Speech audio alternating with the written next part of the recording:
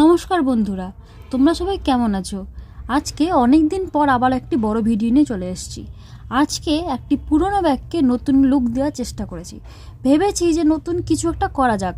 তা ভাবতে ভাবতে এই পুরনো ব্যাগটি চোখের সামনে দেখতে পেলাম এবং ভাবলাম যে এই ব্যাগটিরই কোনো একটা মেকওভার করা যাক। ভাবতে ভাবতে এই ব্যাগের ব্যাক সাইডে প্রথমে একটা রুল দিয়ে একটা রাফ ড্রয়িং করে নিলাম। তোমরা কি দেখে বুঝতে পারছো যে এটা আমি কি আঁকিয়েছি? বুঝতে পারলে এখনই ভিডিও পজ করে কমেন্ট করে জানাও তো দেখি কতজনের উত্তরটা ঠিক হতে পারে। ব্যাস, আঁকা কমপ্লিট, এখন কালার করার পালা।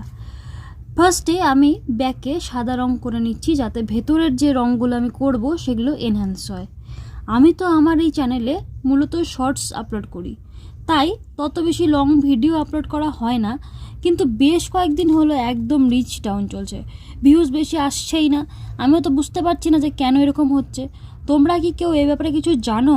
যদি জানো তাহলে আমাকে একটু জানিও তো। আমার এই সব টুকিটাকি জিনিসগুলোকে ড্রয়িং করে বা কোনোভাবে মেকওভার করে সাজাতে খুবই ভালো লাগে। মন খারাপ থাকলে মনটাও কিন্তু ভালো হয়ে যায় এই সব কাজ করতে বসলে। আবার অনেকে যখন এসে বলে যে কি সুন্দর হয়েছে, আমাকে একটা বানিয়ে দিস তো, এটা শুনলেও আমার খুব ভালো লাগে।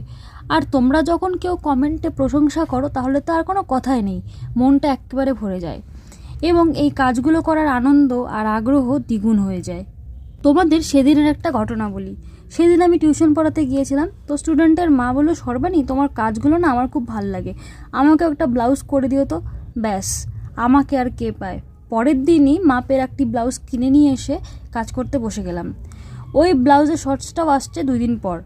তোমাদের যদি আমার এই কাজগুলো ভালো লাগে তাহলে আমার চ্যানেলটা সাবস্ক্রাইব করে পাশে থেকো, আর লাইক, কমেন্ট অ্যান্ড শেয়ার করতেও কিন্তু ভুলো না। তোমাদের এই সাপোর্টটাই কিন্তু আমার এই জার্নিতে খুব দরকার। আর একটা কথা, তোমাদের যেমন ভালোটা আমি কমেন্টে শুনতে চাই, তেমন যদি কোথাও কোনো খারাপ লাগে তাহলে সেটাও আমাকে জানাবে। আর তোমাদের যদি কোনো বিষয়ে কোনো প্রশ্ন থাকে সেটাও আমাকে জানাবে। আমি যতটা সম্ভব সেটার উত্তর দেওয়ার চেষ্টা করব। দেখো, কথা বলতে বলতে আমি অনেকটাই কমপ্লিট করে ফেললাম। ব্যাকগ্রাউন্ডে করা সাদা রঙটা খুব বেশি ভাল লাগছিল না, তাই পেছনে হালকা আকাশি রঙ করে দিলাম। এবার এটা করাতে আমার মনে হচ্ছে লুকটা আরও ভালোভাবে আসছে। তোমাদের কি মত? এবার জুয়েলারিগুলো করব, কিন্তু এগুলোতে গোল্ডেন কালার ইউজ করবো ভেবেছিলাম, বাট গোল্ডেন কালার ইউজ করলে বোঝা যাবে না, তাই নিচে হোয়াইট দিয়ে দিলাম।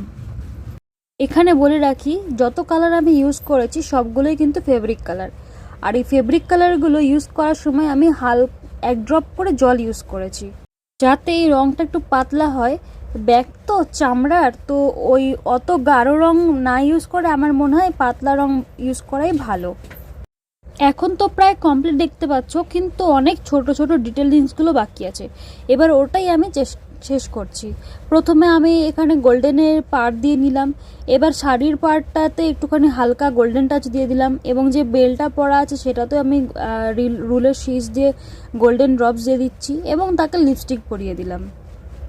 জুয়েলারিগুলোতেও কিন্তু গোল্ডেন দেওয়া আছে, কিন্তু দেখো বোঝা যাচ্ছে না, তার সেই জন্য ডিটেলস অ্যাড করার জন্য আমি এখানে কালো দিয়ে কিছু ছোট্ট ছোট্ট ফ্লাওয়ার মোটিভ করে দিচ্ছি। এবার দেখো তাও কিছুটা হলেও বোঝা যাচ্ছে। ব্লাউজটা একদমই একঘেয়ে লাগছিল, তো ব্লাউজেও আমি ছোট ছোট ফ্লাওয়ার মোটিভ করে দিলাম। লেহেঙ্গাটাতেও লেন্থ বরাবর আমি গোল্ডেনের টাচ দিয়েছি, বাট এগুলো শুধু লাইট পড়লেই বোঝা যাচ্ছে। এবার চলো তোমাদের ট্রান্সফরমেশনটা দেখায়, কিন্তু একটা টুইস্ট আছে। দেখছো, চোখ বন্ধ, সব কমপ্লিট, 1 2 3। তুমি চোখ বন্ধ করা অবস্থায় এঁকেছিলাম, দেখলাম যে অতটা ভালো লাগছে না, তাও কি করলাম, চোখটা এঁকে দিলাম। তোমরাই বলো দুটোর মধ্যে কোনটা বেশি ভালো লাগছে। শেষে ভার্নিশ করে শেষ করলাম।